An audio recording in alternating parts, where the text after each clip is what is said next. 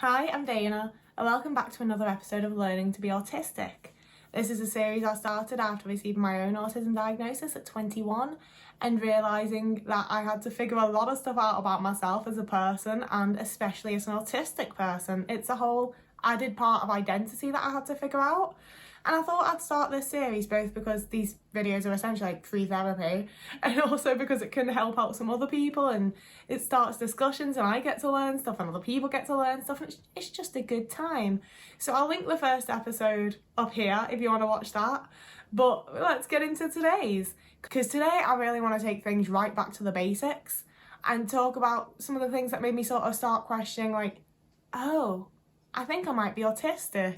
You know, I think we all have sort of a handful of main traits that we noticed as being othered from like other people and being like, oh, other people don't feel like this, other people don't do this, other people don't experience this.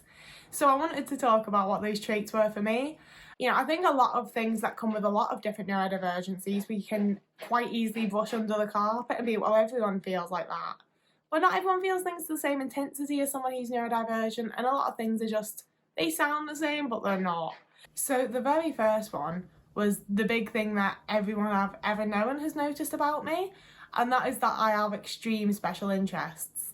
Like even before I was diagnosed as being autistic, people called the things that I was interested in my special interests, because I don't just enjoy things, I have to know everything about the thing and I have to know it all as soon as possible and in as much detail as possible, and I love it. You know, like a lot of people really like Doctor Who and Lord of the Rings, but I've liked them since I was 8 years old and I've always liked them with a very, very intense passion that just doesn't exist for neurotypical people. I'm sorry, it just doesn't. It's, you know, special interests are very unique to us, I think. It's a very unique experience that is definitely not one that neurotypicals experience.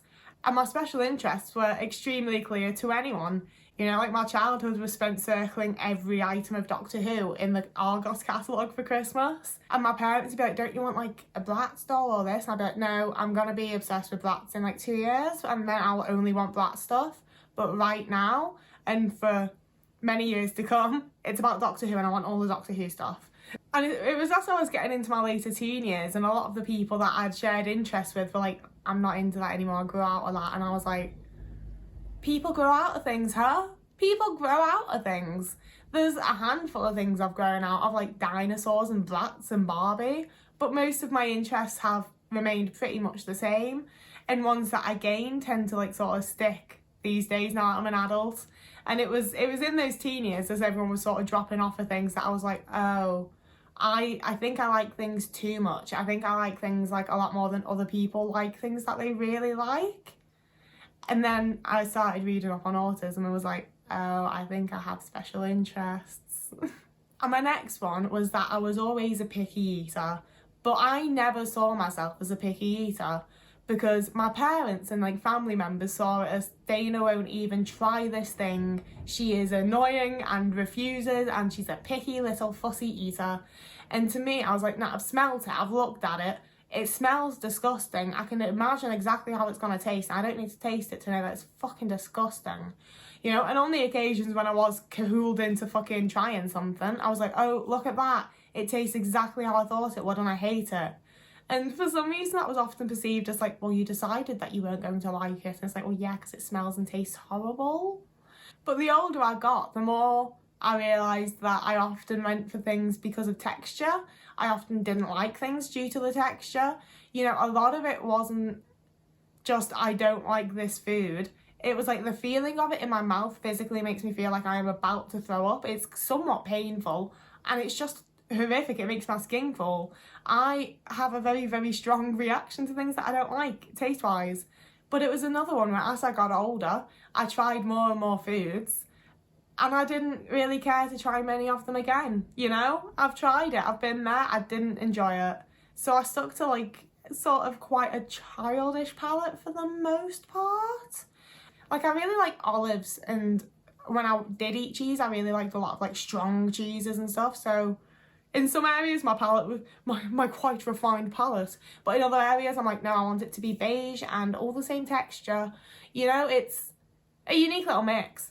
But I was very much seen as a fussy eater And as I got a bit older, I was like, yeah, I don't think I am a fussy eater. I think the more I read up about this thing called autism, the more I'm realising I have a strong sensory reaction to textures of food.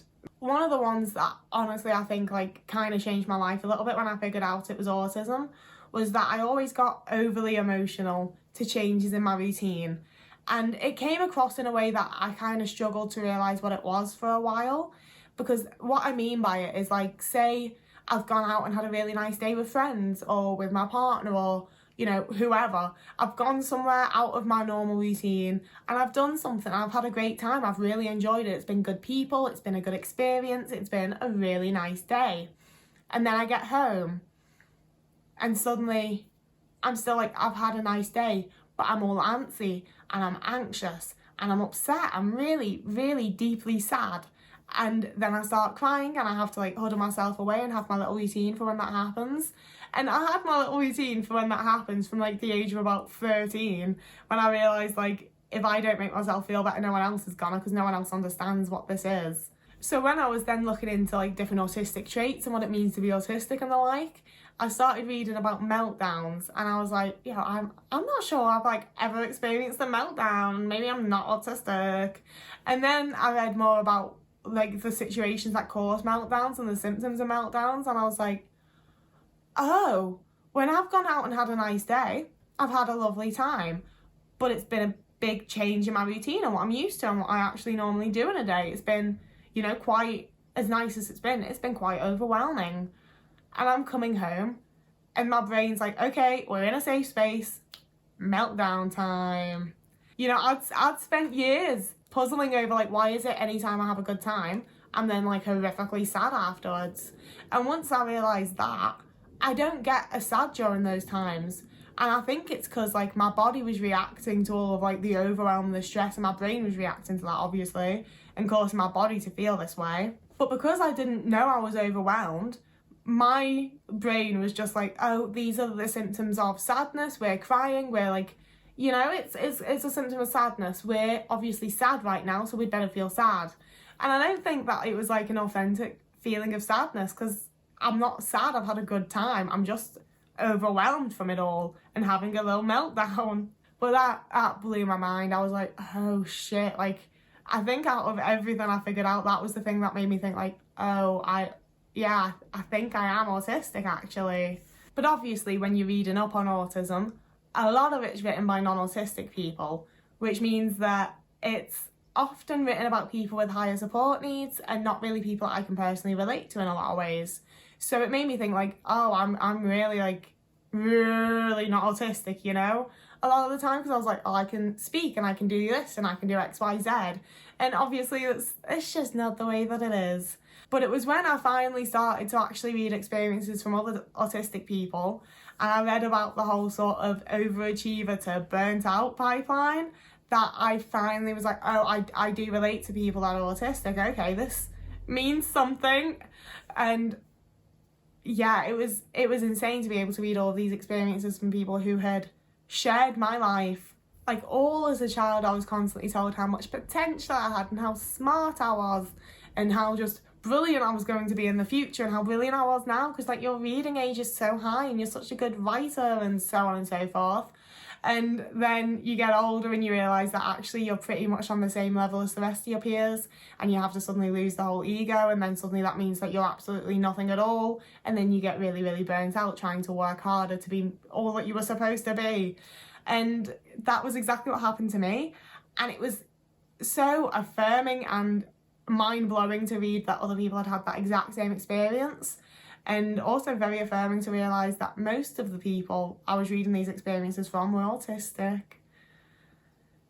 But also terrifying, because I was like, oh crap, I think this really does mean I am autistic, and like, that's forever.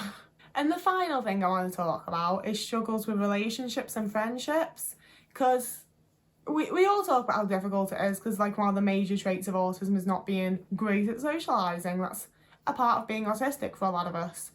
And for me, I sort of had times where I wondered if it was just that I didn't care enough about certain people to bother being good at socialising. Because there's some people, like throughout my entire life, even in childhood, I quite often had one person that I just immediately bonded with, and it was just that immediate friendship of like, we get each other, we're on the same page, we're on the same level, everything's great. And I was like, well, surely if I can form these relationships and these friendships, I can socialise, I can be a social person and make friends. So why does it not work like 19 times out of 20? You know, it was very confusing for me for a long time. So then fast forward to when I'm starting to think I might be autistic, and I'm talking to my partner at the time about it, and he's like, oh, have you noticed that like this is the longest relationship you've had with someone and I'm autistic? And I was like, you are autistic? Yeah. And that would mean that maybe it's that our brains work the same, wouldn't it? And that means that we can communicate with each other better than I can with other people. Crap. And that was me slowly realising that pretty much everyone I'd felt close to up to that point had some sort of neurodivergency. Even to the point where at the time, the person that had been like my most recent best friend, the most recent instant connection, while I was friends with them, they'd been diagnosed with ADHD. Like, I honestly, at this point, think that everyone I've ever managed to be good friends with is neurodiverse in some way. Or, you know, perhaps an incredibly patient neurotypical person. But then I'm like, where are you getting that patience from? Is that a neurodivergence? But yeah, I've met a lot of people where I don't struggle with forming or maintaining a friendship, you know, everything just runs fairly smoothly. And obviously I'm talking about a lot of them in past tense. Some of them have ended in fights, I'm not gonna lie to you. But I think the vast majority looking back are people that I ended up moving away from because I moved around a lot as a child and teenager. Not that many of them actually ended in like fights and arguments. Most of the time it was a quite tearful and upset goodbye. But it was having that realisation in like my late teens to early 20s when I was like, oh crap, like all the people I really get on with and enjoy being around. Like, most of them I know are autistic, some of them I know are ADHD, and the rest of them, I'm now picking up on traits, you know? So yeah, that's what I wanted to share in this video, and I've done it, and I really want to go and make myself a cuppa, because I'm sure you can hear my voice, I need one. So please do remember to like and subscribe if you enjoyed the video. As always, I'd love to hear maybe the things that made you realise you're autistic, or your most noticeable traits. I don't know, whatever you want to share with me, whatever you want to add to the discussion, I would love to hear. I feel like I've spoken incredibly quickly in this video, like more so than usual, so sorry about that if I have. I really wish I could help it more, but I think to myself, slow down. And then while I'm thinking to myself, slow down, my mouth's still running, and I realise I haven't slowed down at all. I am trying, but I'm not good at it. So whoever you are and wherever you are, I hope you're having a lovely morning, evening, day, afternoon, week, month, year. And I'll see you again in a few days.